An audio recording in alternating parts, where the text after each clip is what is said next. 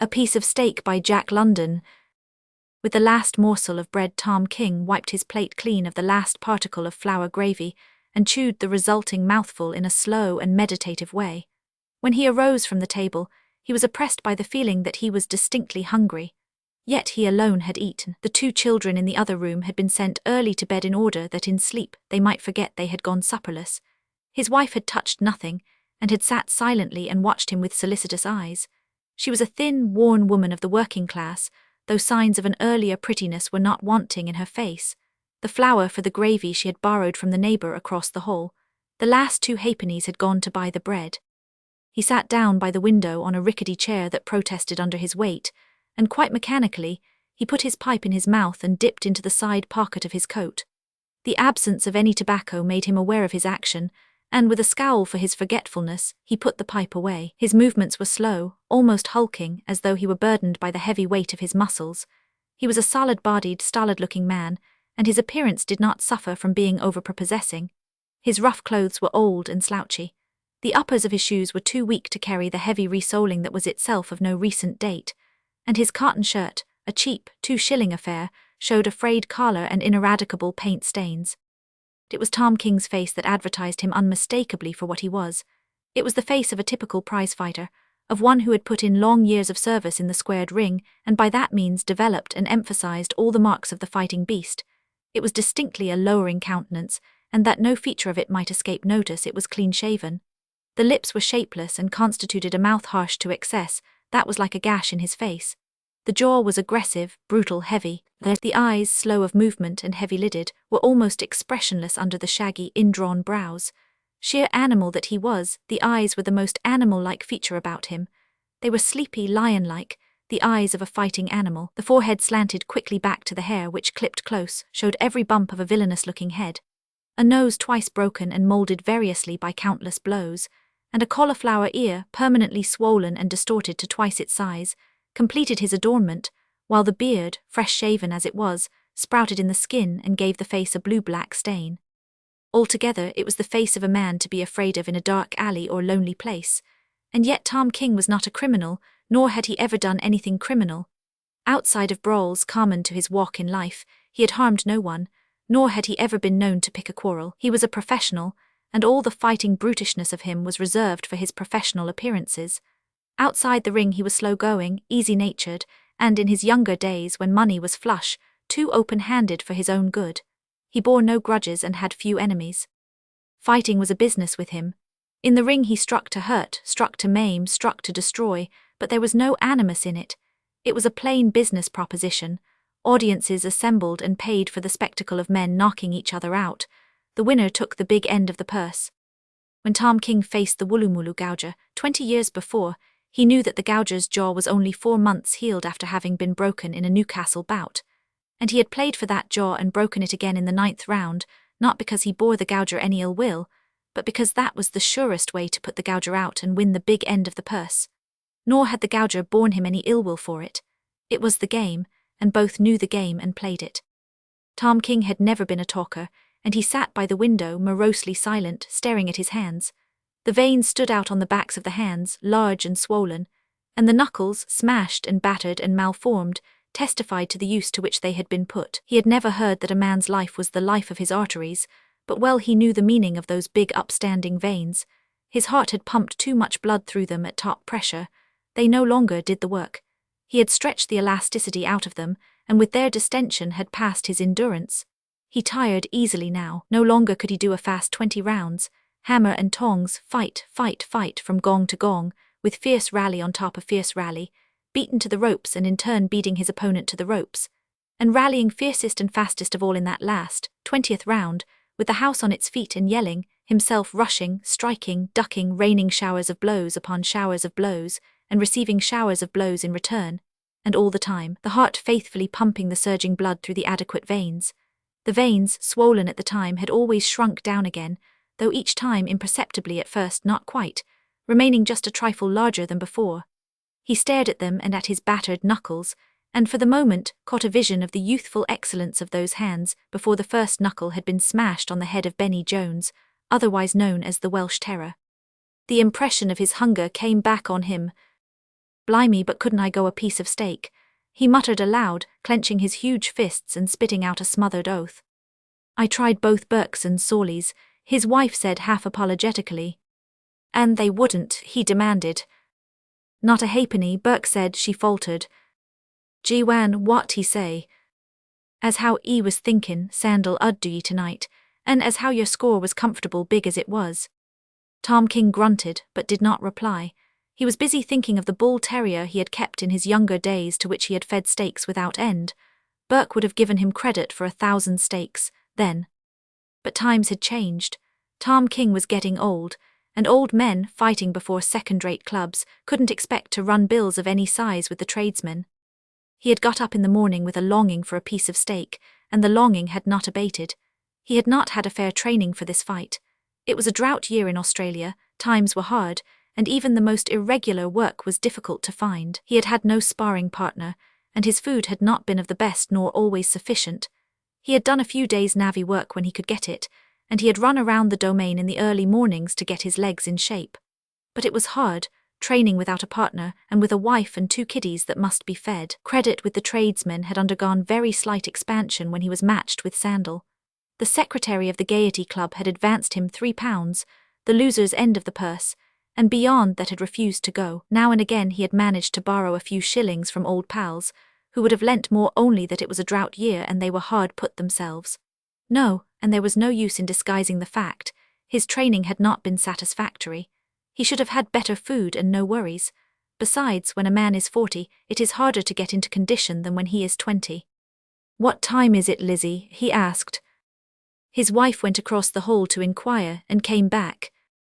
8:15. They'll be starting the first bout in a few minutes, he said. Only a tryout. Then there's a 4-round spar tween dealer Wells and Gridley, and a 10-round go tween Starlight and some sailor bloke. I don't come on for over an hour. At the end of another silent 10 minutes, he rose to his feet. Truth is, Lizzie, I ain't had proper trainin'. He reached for his hat and started for the door. He did not offer to kiss her, he never did on going out, but on this night she dared to kiss him, throwing her arms around him and compelling him to bend down to her face. She looked quite small against the massive bulk of the man. Good luck, Tom, she said. You gotter do I am. I gotter do I am, he repeated. That's all there is to it. I just gotter do I am. He laughed with an attempt at heartiness, while she pressed more closely against him. Across her shoulders he looked around the bare room. It was all he had in the world, with the rent overdue, and her and the kiddies. And he was leaving it to go out into the night to get meat for his mate and cubs, not like a modern working man going to his machine grind, but in the old, primitive, royal, animal way, by fighting for it. I gotter do I am, he repeated, this time a hint of desperation in his voice. If it's a win, it's 30 quid, and I can pay all that's owin' with a lump o' money left over. If it's a lose, I get not even a penny for me to ride home on the tram. The secretaries give all that's common from a loser's end. Goodbye, old woman, I'll come straight home if it's a win. And I'll be waitin' up, she called to him along the hall. It was full 2 miles to the Gaiety, and as he walked along he remembered how in his palmy days, he had once been the heavyweight champion of New South Wales. He would have ridden in a cab to the fight, and how, most likely, some heavy backer would have paid for the cab and ridden with him. There were Tommy Burns and that Yankee nigger Jack Johnson. They rode about in motorcars, and he walked. And as any man knew, a hard 2 miles was not the best preliminary to a fight. He was an old un, and the world did not wag well with old uns. He was good for nothing now except navvy work, and his broken nose and swollen ear were against him even in that. He found himself wishing that he had learned a trade. It would have been better in the long run, but no one had told him, and he knew deep down in his heart that he would not have listened if they had.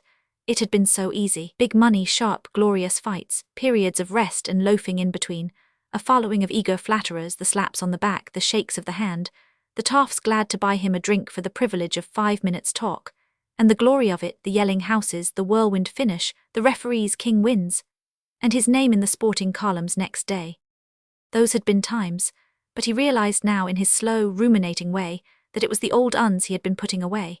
He was youth rising, and they were age sinking.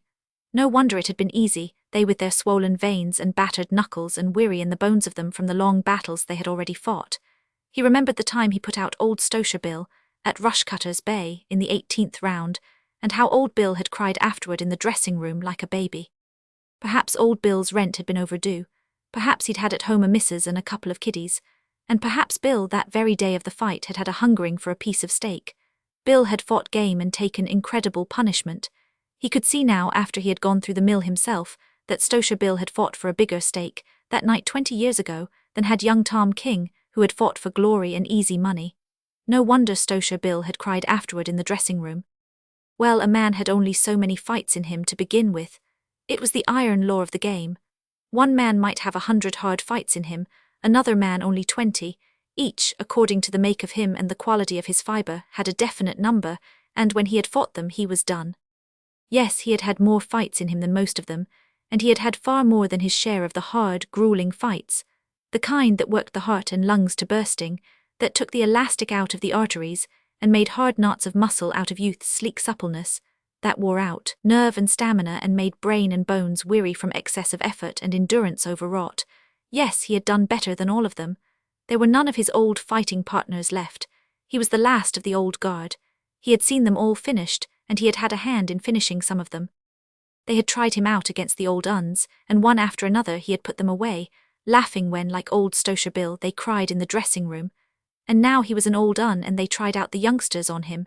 There was that bloke, Sandal.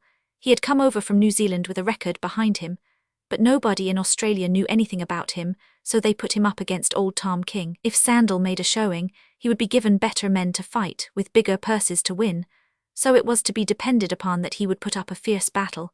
He had everything to win by it, money and glory and career, and Tom King was the grizzled old chopping block that guarded the highway to fame and fortune, and he had nothing to win except 30 quid, to pay to the landlord and the tradesmen.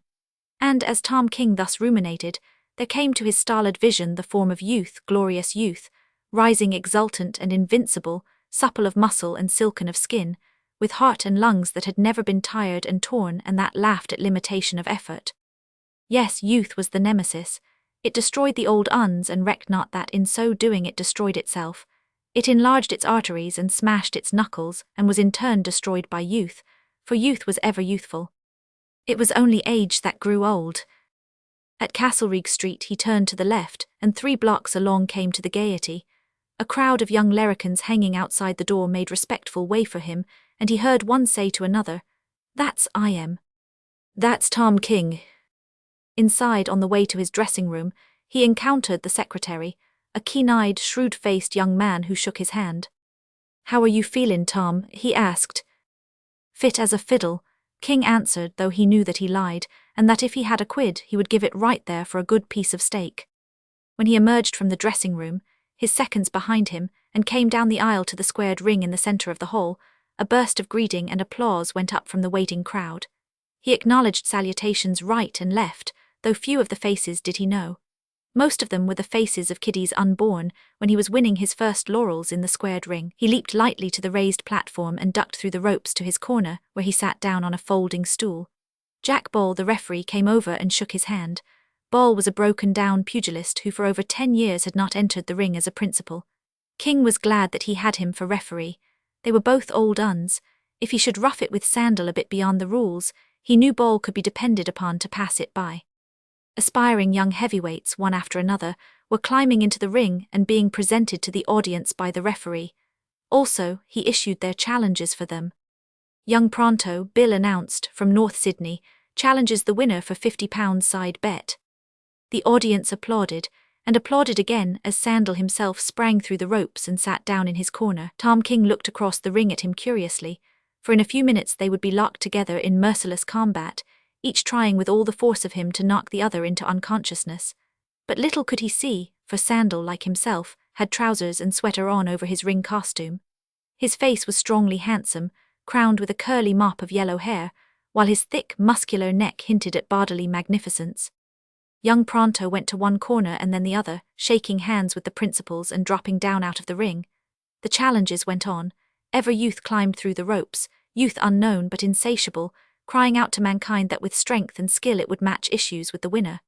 A few years before, in his own heyday of invincibleness, Tom King would have been amused and bored by these preliminaries, but now he sat fascinated, unable to shake the vision of youth from his eyes. Always were these youngsters rising up in the boxing game, springing through the ropes and shouting their defiance, and always were the old uns going down before them. They climbed to success over the bodies of the old uns, and ever they came, more and more youngsters, youth unquenchable and irresistible, and ever they put the old uns away, themselves becoming old uns and travelling the same downward path, while behind them, ever pressing on them, was youth eternal, the new babies grown lusty and dragging their elders down, with behind them more babies to the end of time, youth that must have its will and that will never die. King glanced over to the press box and nodded to Morgan, of the sportsman, and Corbett, of the referee. Then he held out his hands, while Sid Sullivan and Charlie Bates, his seconds, slipped on his gloves and laced them tight, closely watched by one of Sandal's seconds, who first examined critically the tapes on King's knuckles. A second of his own was in Sandal's corner, performing a like office. Sandal's trousers were pulled off, and as he stood up, his sweater was skinned off over his head. And Tom King, looking, saw youth incarnate, deep-chested, heavy-thewed, with muscles that slipped and slid like live things under the white satin skin. The whole body was acrawl with life, and Tom King knew that it was a life that had never oozed its freshness out through the aching pores during the long fights, wherein youth paid its toll, and departed not quite so young as when it entered. The two men advanced to meet each other, and as the gong sounded and the seconds clattered out of the ring with the folding stools, they shook hands and instantly took their fighting attitudes. And instantly, like a mechanism of steel and springs balanced on a hair trigger, Sandal was in and out and in again, landing a left to the eyes, a right to the ribs, ducking a counter, dancing lightly away and dancing menacingly back again. He was swift and clever. It was a dazzling exhibition. The house yelled its approbation, but King was not dazzled. He had fought too many fights and too many youngsters. He knew the blows for what they were, too quick and too deft to be dangerous. Evidently Sandal was going to rush things from the start. It was to be expected. It was the way of youth, expending its splendor and excellence in wild insurgence and furious onslaught, overwhelming opposition with its own unlimited glory of strength and desire. Sandal was in and out here, there, and everywhere, light-footed and eager-hearted, a living wonder of white flesh and stinging muscle that wove itself into a dazzling fabric of attack, slipping and leaping like a flying shuttle from action to action through 1,000 actions, all of them centered upon the destruction of Tom King, who stood between him and fortune. And Tom King patiently endured. He knew his business, and he knew youth now that youth was no longer his. There was nothing to do till the other lost some of his steam, was his thought, and he grinned to himself as he deliberately ducked so as to receive a heavy blow on the top of his head. It was a wicked thing to do, yet eminently fair according to the rules of the boxing game. A man was supposed to take care of his own knuckles, and if he insisted on hitting an opponent on the top of the head, he did so at his own peril. King could have ducked lower and let the blow whiz harmlessly past, but he remembered his own early fights and how he smashed his first knuckle on the head of the Welsh Terror. He was but playing the game. That duck had accounted for one of Sandal's knuckles. Not that Sandal would mind it now. He would go on, superbly regardless, hitting as hard as ever throughout the fight. But later on, when the long ring battles had begun to tell, he would regret that knuckle and look back and remember how he smashed it on Tom King's head. The first round was all Sandal's, and he had the house yelling with the rapidity of his whirlwind rushes. He overwhelmed King with avalanches of punches, and King did nothing. He never struck once, contenting himself with covering up, blocking and ducking and clinching to avoid punishment. He occasionally feinted, shook his head when the weight of a punch landed, and moved stolidly about, never leaping or springing or wasting an ounce of strength. Sandal must foam the froth of youth away before discreet age could dare to retaliate. All King's movements were slow and methodical, and his heavy-lidded, slow-moving eyes gave him the appearance of being half asleep or dazed. Yet they were eyes that saw everything, that had been trained to see everything through all his 20 years and odd in the ring. They were eyes that did not blink or waver before an impending blow, but that coolly saw and measured distance.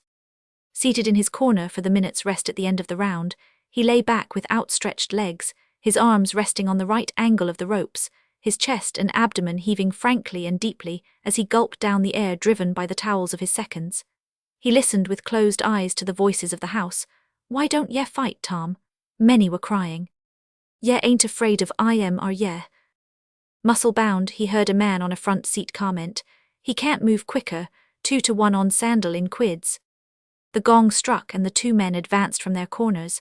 Sandal came forward fully 3/4 of the distance, eager to begin again, but King was content to advance the shorter distance. It was in line with his policy of economy. He had not been well trained, and he had not had enough to eat, and every step counted. Besides, he had already walked 2 miles to the ringside. It was a repetition of the first round, with Sandal attacking like a whirlwind and with the audience indignantly demanding why King did not fight. Beyond feinting and several slowly delivered and ineffectual blows, he did nothing save block and stall and clinch. Sandal wanted to make the pace fast, while King, out of his wisdom, refused to accommodate him. He grinned with a certain wistful pathos in his ring-battered countenance, and went on cherishing his strength with the jealousy of which only age is capable. Sandal was youth, and he threw his strength away with the munificent abandon of youth. To King belonged the ring generalship, the wisdom bred of long, aching fights. He watched with cool eyes and head, moving slowly and waiting for Sandal's froth to foam away. To the majority of the onlookers it seemed as though King was hopelessly outclassed, and they voiced their opinion in offers of 3-1 on Sandal. But there were wise ones, a few, who knew King of old time, and who covered what they considered easy money. The third round began as usual, one-sided, with Sandal doing all the leading and delivering all the punishment. A half-minute had passed when Sandal, overconfident, left an opening. King's eyes and right arm flashed in the same instant. It was his first real blow, a hook, with the twisted arch of the arm to make it rigid, and with all the weight of the half-pivoted body behind it. It was like a sleepy-seeming lion suddenly thrusting out a lightning paw. Sandal, caught on the side of the jaw, was felled like a bullock. The audience gasped and murmured awe-stricken applause. The man was not muscle-bound, after all, and he could drive a blow like a trip-hammer. Sandal was shaken. He rolled over and attempted to rise, but the sharp yells from his seconds to take the count restrained him. He knelt on one knee ready to rise and waited while the referee stood over him, counting the seconds loudly in his ear. At the 9th he rose in fighting attitude, and Tom King, facing him, knew regret that the blow had not been an inch nearer the point of the jaw. That would have been a knockout, and he could have carried the 30 quid home to the missus and the kiddies.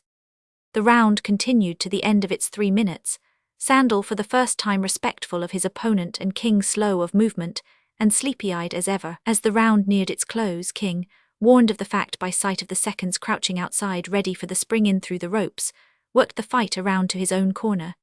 And when the gong struck, he sat down immediately on the waiting stool, while Sandal had to walk all the way across the diagonal of the square to his own corner. It was a little thing, but it was the sum of little things that counted.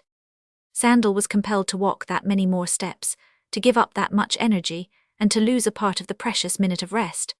At the beginning of every round, King loafed slowly out from his corner, forcing his opponent to advance the greater distance. The end of every round found the fight maneuvered by King into his own corner so that he could immediately sit down. 2 more rounds went by, in which King was parsimonious of effort and Sandal prodigal. The latter's attempt to force a fast pace made King uncomfortable, for a fair percentage of the multitudinous blows showered upon him went home. Yet King persisted in his dogged slowness, despite the crying of the young hotheads for him to go in and fight. Again, in the 6th round, Sandal was careless. Again Tom King's fearful right flashed out to the jaw, and again Sandal took the 9 seconds count. By the 7th round Sandal's pink of condition was gone, and he settled down to what he knew was to be the hardest fight in his experience. Tom King was an old un, but a better old un than he had ever encountered, an old un who never lost his head, who was remarkably able at defense, whose blows had the impact of a knotted club, and who had a knockout in either hand. Nevertheless, Tom King dared not hit often. He never forgot his battered knuckles, and knew that every hit must count if the knuckles were to last out the fight. As he sat in his corner, glancing across at his opponent, the thought came to him that the sum of his wisdom and Sandal's youth would constitute a world's champion heavyweight. But that was the trouble. Sandal would never become a world champion.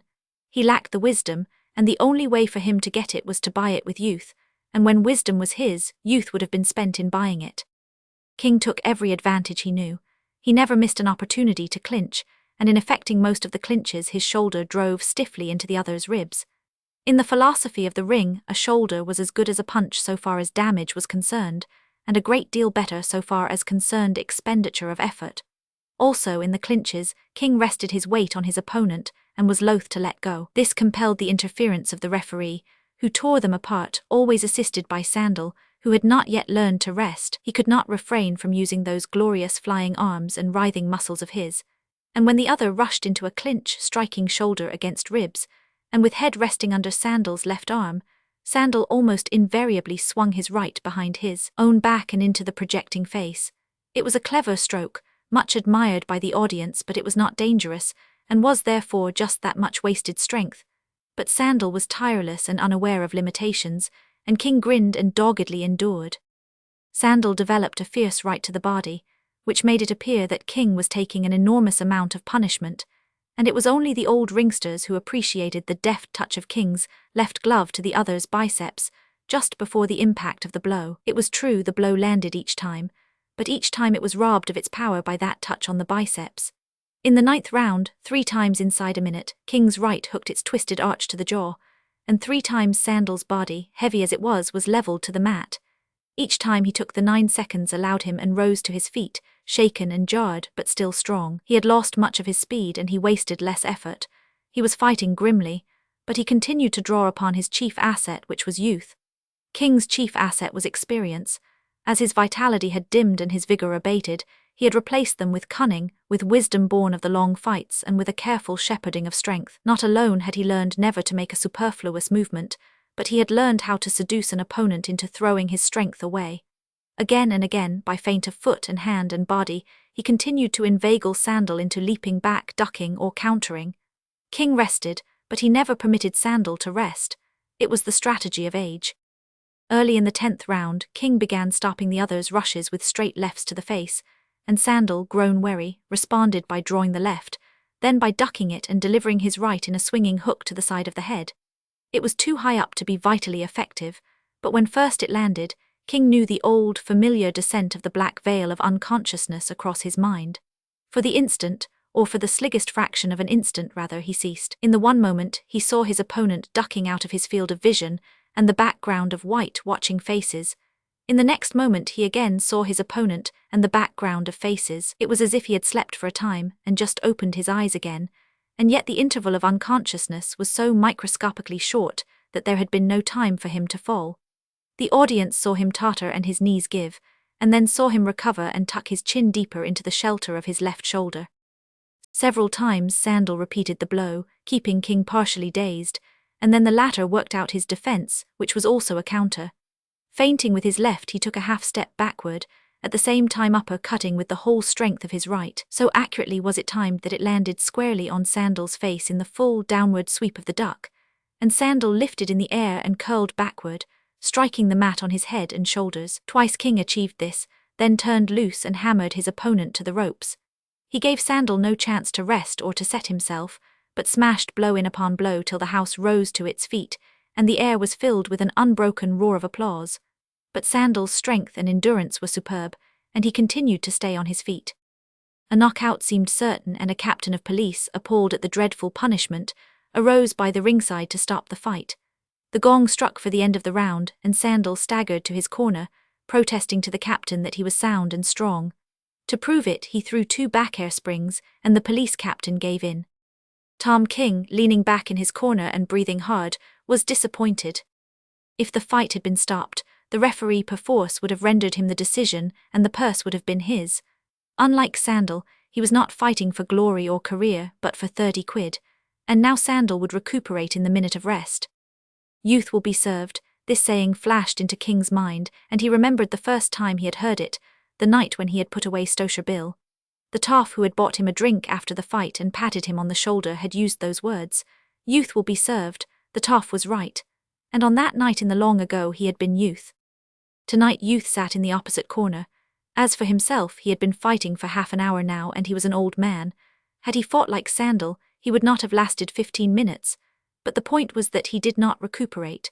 Those upstanding arteries and that sorely tried heart would not enable him to gather strength in the intervals between the rounds, and he had not had sufficient strength in him to begin with. His legs were heavy under him and beginning to cramp. He should not have walked those 2 miles to the fight, and there was the steak which he had got up longing for that morning. A great and terrible hatred rose up in him for the butchers who had refused him credit. It was hard for an old man to go into a fight without enough to eat, and a piece of steak was such a little thing, a few pennies at best, yet it meant 30 quid to him. With the gong that opened the 11th round, Sandal rushed, making a show of freshness which he did not really possess. King knew it for what it was, a bluff as old as the game itself. He clinched to save himself then, going free, allowed Sandal to get set, This was what King desired. He feinted with his left, drew the answering duck and swinging upward hook, then made the half-step backward, delivered the uppercut full to the face and crumpled Sandal over to the mat. After that he never let him rest, receiving punishment himself, but inflicting far more, smashing Sandal to the ropes, hooking and driving all manner of blows into him, tearing away from his clinches or punching him out of attempted clinches, and ever when Sandal would have fallen, catching him with one uplifting hand, and with the other immediately smashing him into the ropes where he could not fall.